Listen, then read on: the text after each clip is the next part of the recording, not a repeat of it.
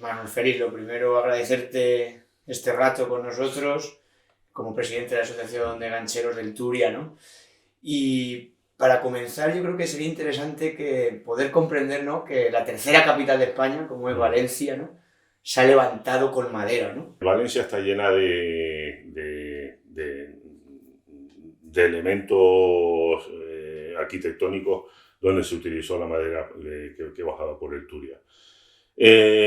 Podemos encontrar desde la lonja, desde la catedral, desde el mismo Palacio Balmes, que fue la sede del gremio de carpinteros, que fue el elemento que abasteció a Valencia, el gremio de carpinteros fue el elemento que abasteció de madera y era quien compraba las maderas para la ciudad. Los maestros pues, se plasmaron en todos sitios. Sabéis que Valencia fue un núcleo importante en el tema de la seda. Pues para construir los telares, en fin, de todos los carruajes, herramientas. La fábrica de Murs y Val se utilizó madera para la construcción de los paredones y puentes del río. Los puentes que se construyeron en Valencia, y habían puentes de madera. Valencia, como dije antes, respira madera. ¿Y por qué digo esto? Porque tenemos todavía nombres en Valencia que recuerdan esto, ¿no? Como por ejemplo el barrio cercano al Grao, que era el barrio de la Serrería. Se llamaba la Serrería porque ahí se habían instalado las serrerías de madera, cuando las maderas llegaban hasta allí. También tenemos en la Rambla de Predicadores, allí se dejaban madera para hacer las construcciones de las barcas, que ¿dónde se hacían? Pues en la famosa calle de las Barcas de Valencia. En fin, tenemos esa constancia. Lo que pasa es que hay que darle luz. Hay que darle luz y para eso la asociación es una de las finalidades que tiene, ¿sabes? ¿Y de dónde procedía? ¿De dónde era la zona de obtención de esta madera realmente? La madera que bajaba por el Turia bajaba principalmente del Marquesado de Moya, de las tierras del Marquesado de Moya. También bajaron que era Castilla. Hay que recordar que el Marquesado de Moya eran tierras de Castilla, que originó también sus conflictos, ¿no? Y de la Corona de Aragón, pues bajaron desde las sierras de Albarracín y desde la sierra de Jabalambre, bajaban las maderas. También bajaron maderas de la propia serranía de Valencia, de las propias tierras de la serranía de Valencia. Pero lo que poca gente a lo mejor hoy ya sabe es cómo se lograba bajar o hacer llegar esa madera a la capital. Tenía 3 vías de abastecimiento, ¿no? El mar, que se venía por el puerto, el terrestre, que es lo que ahora había una especie de ruta que abastecía la ciudad de Valencia por lo que es ahora la A3, que bajaba de los montes de Requena, y después estaba el río Turia y el río Júcar, como en Cabriel. La facilidad de utilizar el río, la posibilidad que ofrecía el río no la ofrecía ni el transporte por marítimo ni el transporte por carretera.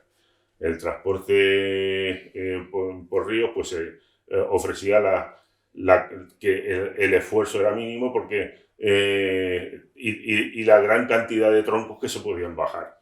Se utilizaba la fuerza de la corriente para poder desplazar las maderas. Entonces esto influyó y se utilizó como elemento principal para abastecer las ciudades. No solo no solo Valencia, sino todas las ciudades que tenían un río. Esto es lo que es conocido como maderadas, ¿no? Y sí. Para alguien que no sepa nada sobre esta temática, ¿cómo definiría, Manuel, una maderada? Es el conjunto de maderas que bajan por el río con piezas sueltas, no en almadías, sino con piezas sueltas, y que son de un solo dueño. Eso es una maderada. Y es el acto de bajar la madera por el río. aquí en el Turia, especificando un poco aquí en el Turia, se tiene constancia de que se hacía este tipo de transporte desde la época de la conquista, de la época de Jaime I. Jaime I sabemos que otorga privilegios de paso en los ríos, y esos son los que la primera noticia por escrito que tenemos. Y bueno, lo que pasa que nosotros pensamos que yo creo que desde antes, desde la época musulmana, incluso desde antes, la madera era imprescindible para esto, y creemos que ya se utilizaban los ríos. Y esta madera de pino generalmente sucedía. ¿Qué pasos? ¿Había pasos previos antes de ser lanzada al río? Sí, evidentemente. La madera había que comprarla, había que subastarla, había que elegirla, y se elegía en el propio monte. Después había que talarla. Habían los leñadores, los hacheros que se llamaban, que eran cuadrillas similares a las cuadrillas de los gancheros, pero que estos vivían en pleno monte y se pegaban allí cortando árboles. Pues para eso después había que limpiar el árbol, había que cortarlo las ramas, había que quitarle la corteza, y había que arrastrarlo hasta el sitio donde se pudiese secar, almacenar, para que el árbol se secase de sus jugos, y después llevarlos hasta el río. Habían los carreteros, los arrastradores. Había un mundo que vivía del monte, y la gente vivía del monte, y era el uso que se le daba, ¿no? El uso que se le daba al monte. Y cuando esta madera ya preparada se apilaba, ¿no?, ahí en estos embarcaderos o aguaderos, ya comenzaba lo que llamamos como las maderadas en sí. Pero sí me gustaría que nos dijeras si conoces los embarcaderos o aguaderos históricos en el Turia. Sí, no, hay un aguadero muy importante, que es el aguadero de la Olmeda, en Santa Cruz de Moya, en el barrio de la Olmeda, que allí era el más importante por el volumen de cargas que se echaron al río. También en el Rincón de Ademuz fueron importantes, pues varios, en lo que es Ademuz, sobre todo el Cantalar de la Rambla de la Virgen, que es el que está justo a posterior, detrás de la ermita de la Huerta, que ahora hay un hotel que está, no sé si está abandonado, Casa Domingo, y en ese llano allí se dejaban las maderas para echarlo. Ese fue casi el más importante. Después en el mismo Ademuz está el de la Virgen del Rosel, hay un llano ahí enorme, y detrás justo de la ermita, y allí también se echaron. En Torrebaja hubo otro, en Mas de Jacinto hubo otro, en Casas Bajas también hubo otro aguadero. Pero claro, todo dependía del lugar exacto de donde se sacaba la madera. Y ya por fin se lanzan los troncos al agua. ¿Y cómo se organiza y cómo está estructurada una maderada, tanto en personal como en... Sí, el empresario maderero normalmente controlaba, era el que compraba el transportista. Muchas veces era incluso hasta el dueño de la maderada. Él nombraba una persona de confianza, que era el maestro de río, y el maestro de río pues ya tenía sus mayorales que controlaban las cuadrillas de gancheros, y normalmente una cuadrilla de gancheros está formada por entre 8, 10, 12, 20, depende de gancheros. Una maderada consistía en varias cuadrillas que dependían de un cuadrillero jefe, o cabo. En algunos sitios he oído que ponían cabo. Cuadrillas al mando de un cuadrillero jefe. Se integraban también dependían de un mayoral. Existía también, y los mayorales directamente ya formaban parte de la plana mayor de lo que era el mando del maestro, del mando supremo, que era el maestro del río. Entonces siempre habría la primera campaña, la sección, era la de delantera. era la encargada de adobar el río, de hacer las obras pertinentes con los propios palos para que encauzar el propio flujo de las maderas. Esa era una de las más importantes, escogía gente muy experimentada ya, y después estaban también los otros experimentados gancheros que se ponían en la de zaga, ¿vale? Perdón, en la de retaguardia. Esta de la retaguardia lo que hacía era ir descomponiendo las estructuras que habían montado los gancheros de la delantera. Y porque están con los mismos troncos, pues deshaciendo esas construcciones, pues tenían el peligro de que había que deshacerlas con técnica, porque se podían originar una riada. Entonces requería de gancheros experimentados. Y aquí finalmente encontramos al elemento quizá más característico y vertebral de una maderada, que es el ganchero, ¿no? El ganchero era la gente llana, la gente más humilde del pueblo. Hace una buena descripción José Luis San Pedro en la novela El río que nos lleva, porque eran los mismos. O sea, al fin y al cabo, el estamento social que tenía todo esto era el mismo. Era la gente pues, que no tenía nada, eran los pobres, eran los que salían, la gente humilde. Y trabajaban a jornal y tenían la particularidad pues, de la ayuda y de la nobleza de sentimientos en esto. Aquí en el río Turia fueron muy importantes los de Chelva.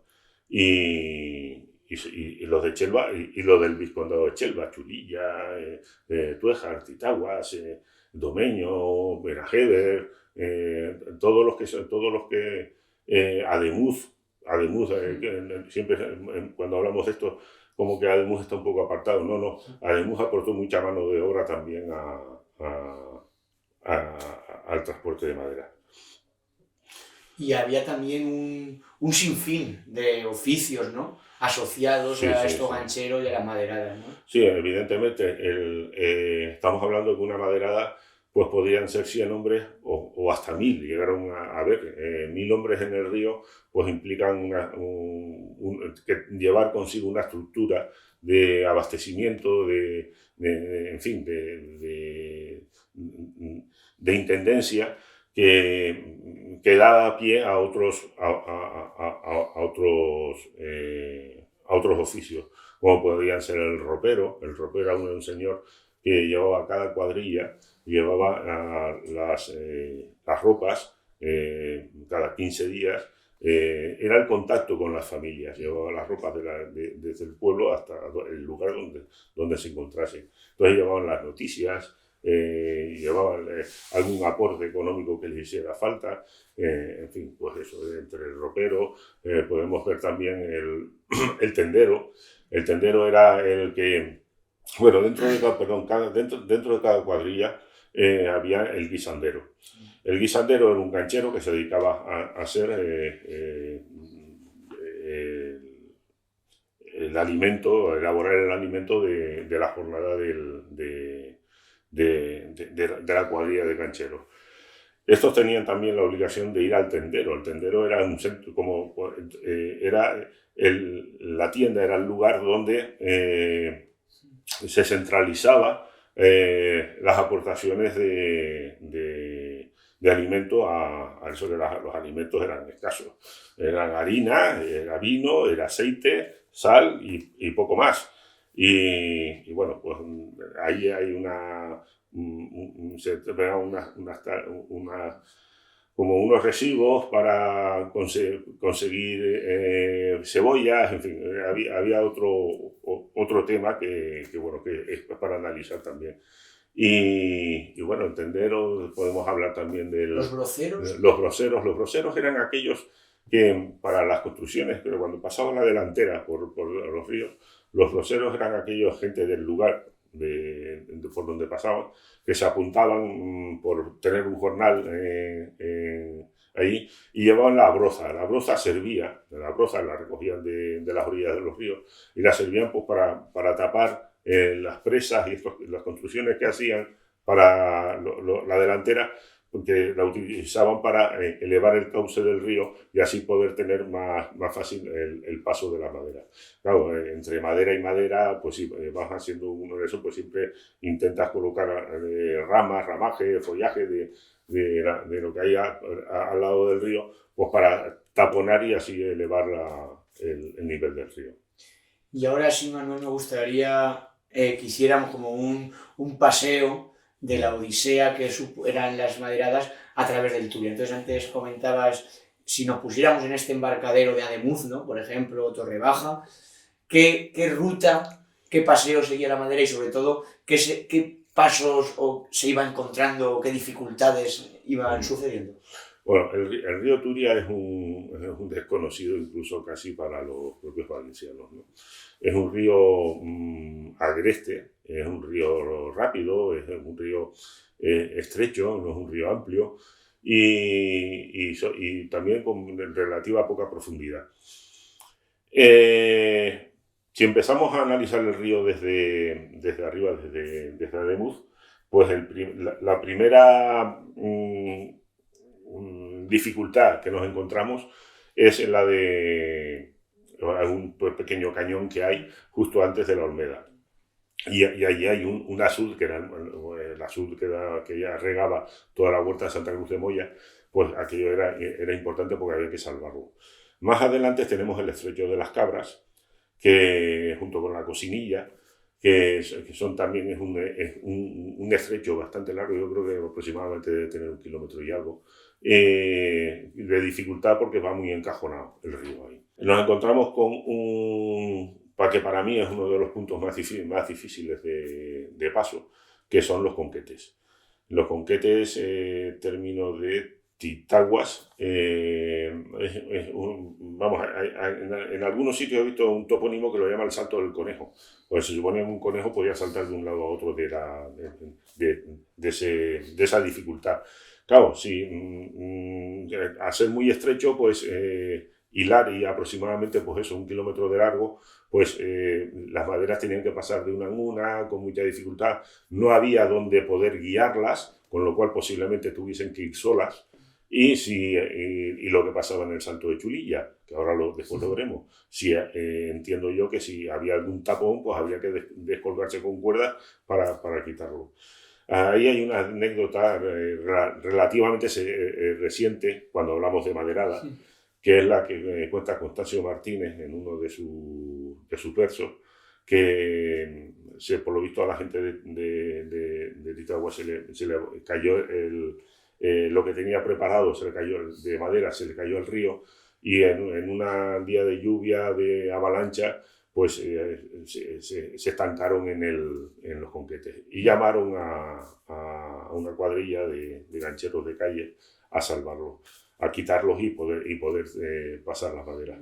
Y este hombre dijo que ya no volvió cuando lo hizo, pero dijo que ya no quería saber nada del río porque lo había pasado muy mal. Era uno de los puntos que contaba que estaba. Bueno, y siguiendo más adelante en el río, pues el río pues tiene distintas...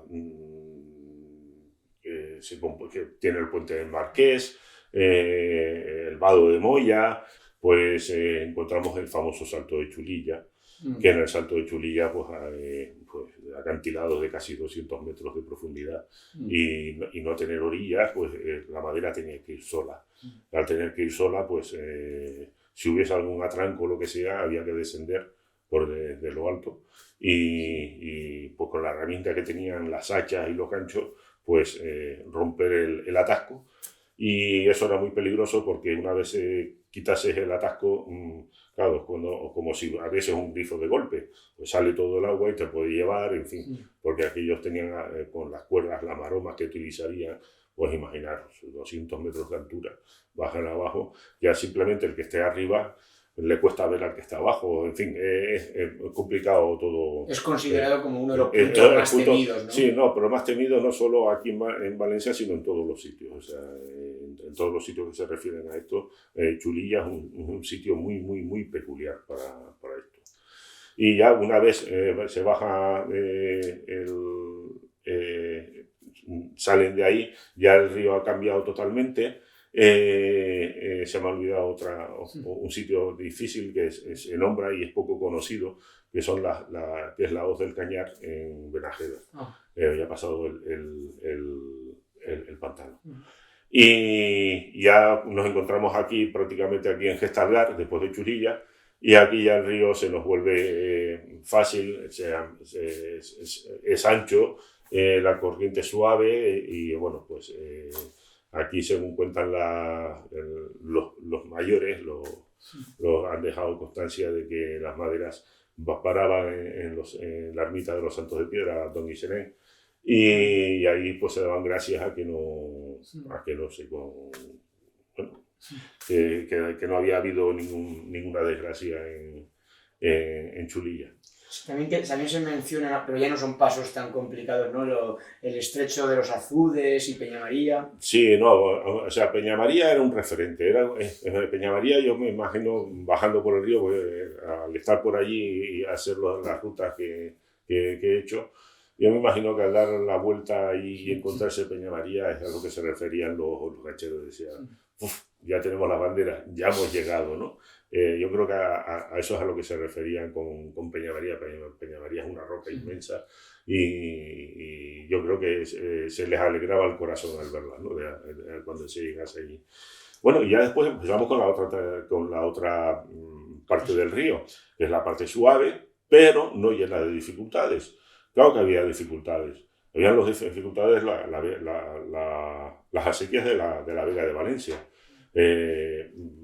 Allí, gracias, por decirlo de alguna manera, gracias a los conflictos que los regantes con los madereros tenían, podemos saber cosas de los madereros. Y bueno, hasta llegar hasta Valencia, pues las maderas sufrían ese retraso por el paso de que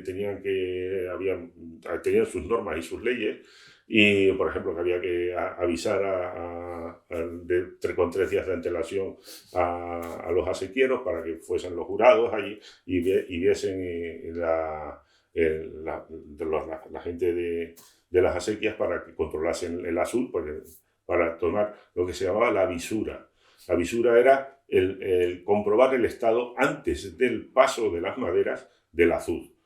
Y cuando terminaban de pasar estaba la revisura. Y ellos hacían una especie de escrito en el que se exponía si había habido desperfectos en el azud o no. Y después estaba la llegada a Valencia. Ya la llegada a Valencia, por lo que cuentan las crónicas, era un espectáculo.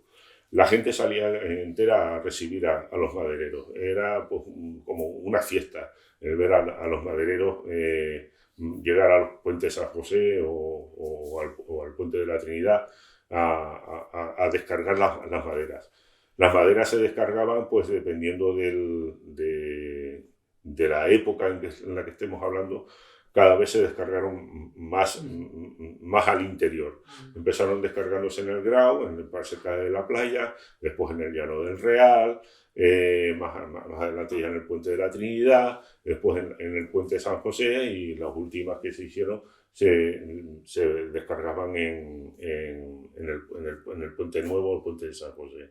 Allí se pasaban o al Llano de la Saidía, las maderas, o a la zona interna de lo que es ahora el barrio del Carmen, ¿no? Habían serrerías también ahí, que eran las que consumían la madera que se bajaba por el río. Pero que era todo un espectáculo. La gente estaba allí, estaba permanentemente a ver trabajar a los madereros con las mulas, subiendo, arrastrando, según cuentan, era todo un espectáculo. Y has contado cómo las construcciones hidráulicas eran uno de los grandes escollos, aparte de los geográficos y naturales. Y esto parece ser que afectaba también incluso al periodo de que ocurrían las maderadas, ¿no? Que al contrario que el Cabriel o Júcar se podían incluso adelantar. Aquí en el Turia teníamos la problemática de que normalmente las maderas, la gente puede pensar, no, en verano, hombre, se agradece estar en el río. No. Todo lo contrario. Aquí las maderadas empezaban en enero. Incluso tengo constancia de algunas que empezó incluso hasta en diciembre. ¿Por qué? Pues porque en otros ríos era posterior, era ya en primavera, aprovechando las crecidas de los ríos, de los deshielos, pero aquí no, aquí tenían que estar las maderas justo antes de abril. ¿Por qué? Porque en abril abrían las compuertas los regantes y ese agua se utilizaba para regar. Hubo algunas maderadas, sobre todo en la época del siglo XVIII,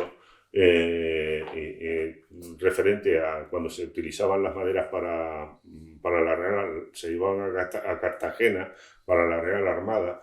Al ser una prioridad, hubieron maderadas que bajaron posteriormente, pedían permiso a los acequieros y al Tribunal de las Acequias de Valencia, de la Huerta, de la Vega, y ahí pues autorizaban, dependiendo de lo que fuese, autorizaban o no el paso de las maderas. Hubieron maderas puestas en septiembre y en octubre en el cauce del río Turia en Valencia.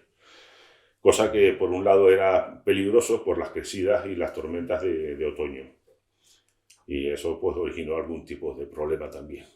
Y bueno, hemos comentado los posibles orígenes, ¿no? Antiquísimos, seguramente, pero el ferrocarril ya supuso un cambio en lo que es la estructura de las maderadas. Aquí en el Turia, a partir de 1850, por ahí, con la apertura de la línea férrea que pasa por Requena y baja hasta Valencia, la línea de Madrid, pues era más fácil llevarlas hasta Requena y que en Requena se transportasen por vía férrea hasta la... Y ya maderas ya procedentes, ya sea de la serranía de Valenciana o incluso de Albarracín o Jabalambre, que ya no tenían esa conexión, esa facilidad de conexión, pues siguieron bajando por el río. Y hacia 1890 y pico, no lo recuerdo bien, se creó la línea férrea Liria-Valencia, y a partir de Villamarchante, que era pues, se pasaba por allí, pues ya a partir de ahí ya no se sacaron en Valencia, sino se sacaron en Villamarchante las maderas. Y desde Villamarchante hasta el interior justo de Valencia, pues se transportaron por esa línea de ferrocarril. También es verdad que la construcción de presas como lo que llaman la presa, el azul de aguas potables de la ciudad de Valencia, también impedía, había una cierta reticencia que las maderas pasasen por allí, pero pasaron algunas y tengo documentación de que la gente iba a ver el pase de las maderas por la presa. Y bueno, pues ese es el resumen de esto. Y es el final de las maderadas. El transporte, la gente dice que son las presas, las grandes presas, como aquí por ejemplo puede ser el pantano de Benajever o el pantano de Loriguilla, fueron el final de... No, el final del transporte es una cuestión económica, pues era más fácil transportarlas por vía de ferrocarril que salía más económico. Sí. La rentabilidad de la madera. Y luego la puntilla ya, el transporte por camiones al final. Claro, sí, evidentemente. Ya después el transporte por camiones, ya la apertura de carreteras, caminos, sendas en los montes, pues propiciaron el transporte terrestre por camiones. Eso ha sido ya después de la Guerra Civil, que se aprovecharon los camiones que habían venido de todos los países intervinientes en la contienda y y se aprovecharon para eso. ¿Y se conoce cuándo pudo suceder cuándo ocurrió la última maderada, o aproximadamente la década? No se puede decir la última maderada, porque yo todavía lo mismo pienso que en algún momento se puede volver otra vez a tirar madera por los ríos. Pero bueno, son recorridos tal. Tenemos constancia de una maderada eran 100 y pico pinos, que eran de un incendio que se tiraron y se sacaron en Domeño. Fueron desde Puente Alta en Calles hasta el Domeño Antiguo, y allí son a escasos 8 kilómetros el transporte de 100 maderas, ¿no? Pero posiblemente hubiese habido otra, por lo que sea. Aquí tengo entendido aquí en Gestalgar que hubieron también, se tiraban por Peña María, por el Cadero, se tiraron allí también maderas, no sé si en los años 60 o incluso hasta los 70. Pero vamos, tendría que ser pocas y se sacarían aquí. Simplemente era bajarlas de arriba de la montaña. Hoy todos estos conocimientos y este oficio está bastante dañado y perjudicado por el olvido ya. Pero bueno, por eso vosotros desde la Asociación Gancheros del Turia estáis intentando defender y dignificar la memoria de este oficio, de los gancheros, y también de lo que significa el río Turia como tal, como en el territorio. ¿Qué labor estáis haciendo y qué pretendéis? La pretensión de la asociación es la de dar a conocer este oficio tan importante que hubo en Valencia y que ha sido declarado Patrimonio Cultural Inmaterial en la UNESCO. Es un patrimonio más que hay que añadir al patrimonio valenciano y qué es lo que queremos hacer. La pretensión es intentar volver, que después de un siglo y algo pues pueda volver a pasar maderas por el Turia, y al mismo tiempo es una asociación que no está localizada en un solo punto. O sea, físicamente tiene que tener una sede, ¿no? La sede la tenemos en Chulilla, pero lo que pretendemos es la creación de una asociación que articule todos los pueblos ribereños del Turia, y al mismo tiempo poder articular el río Turia como un elemento vertebrador de la propia sociedad valenciana, y dar a conocer también el río Turia y los antiguos oficios del monte. Esa es los verdaderos fines de la asociación, y en eso estamos. Llevamos un año, creo que estamos haciendo un trabajo bastante bueno. Necesitamos la colaboración y el apoyo de todos, de los estamentos públicos, de los estamentos privados, y bueno, en eso estamos. Queremos integrarnos dentro de la asociación internacional, que hay una asociación internacional que lleva esto, y bueno, pues codearnos con el resto de países como Canadá, países forestales como Noruega, como Alemania, como pues, el resto de países que participan de esta asociación internacional. Y en eso estamos. Esperemos poder contar con gente joven. Necesitamos gente joven, y damos pie a todos aquellos que han tenido familiares gancheros para que nos aporten sus vivencias, que recuerden, en fin, y algún dato pues, que podamos sacar. Esa es otra finalidad, la de intentar recuperar información de esto aquí en el Turia, y por supuesto en todos los ríos donde estuvieron los gancheros valencianos. Los gancheros valencianos han estado en el Júcar, hemos estado en el Cabriel, hemos estado en el Tajo, hemos estado en el Escava, hemos estado en todos los ríos pirenaicos, pues prácticamente en casi todos. Hemos estado en Francia, hemos estado en el Danubio. Vamos a intentar dar voz a toda esta gente. Ya os contaba que en un pueblo navarro, en Aoiz, en el río Irati, allí se nos conoce, se nos tiene mucho cariño, y eso es lo que queremos que se nos haga de aquí. Dicho, no me corto en decirlo, necesitamos la colaboración de las entidades públicas para poder sacar esto adelante. Pues nada, Manuel, muchísimas gracias, y ojalá que pronto también podamos ver alguna maderada por el Turia. No, gracias a vosotros por permitirnos dar voz a todos ellos.